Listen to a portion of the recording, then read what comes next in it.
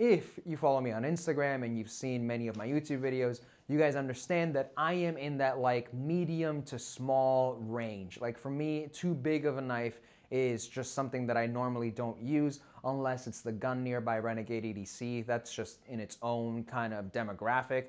But I am just not a big knife guy. The knife we're talking about today, though, is huge. This is the RR Station by Knife Standards.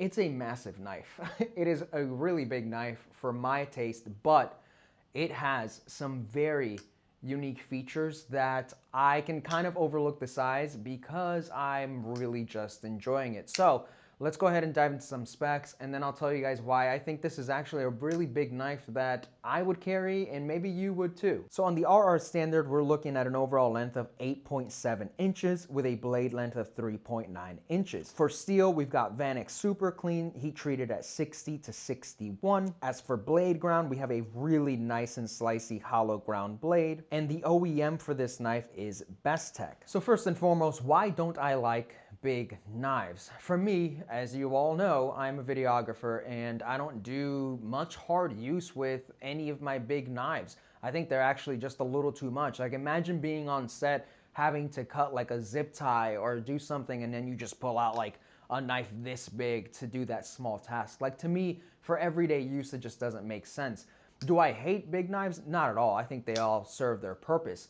What I like about this though is that number one, it's a big knife, but it's incredibly sleek. Like I love this coating on the blade, the carbon fiber, the blacked out titanium hardware. It is just like ultra cool, and it's just incredibly smooth for a big knife. And I think that's one of those things that you kind of have to nail down with something like this to really make it work, at least for me. So super comfortable in the hands. You got a little cutout there for that index finger.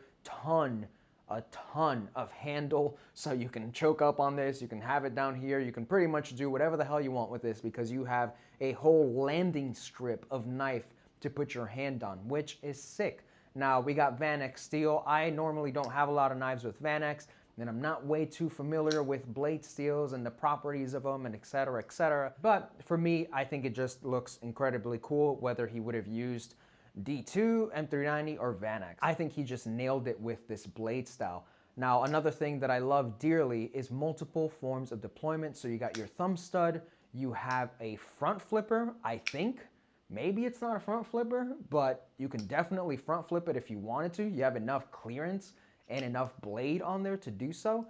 And you have the fuller, which is also like super crisp. I mean, you can just like, this is a fidget factor, which is just funny because it's such a big, weird knife that you just don't expect it to be this fun and fidgety, but it just is, and I like that. I also like the little details, so you have the Knife Standards logo right on the pivot, captive pivot by the way, which is super sick. The pocket clip just fits the aesthetic. The whole thing with Knife Standards is that he was inspired by his father's love of trains. So this is kind of like a rail car pattern on this knife, which I think is cool. As you guys know, I purchased based off of sentimental value and what story comes behind a knife or a product. So I think that's awesome. He's gonna honor his dad by making a knife designed by the one thing that he loves the most, and it's just super cool. We've got a bolster lock, which is incredibly smooth as well.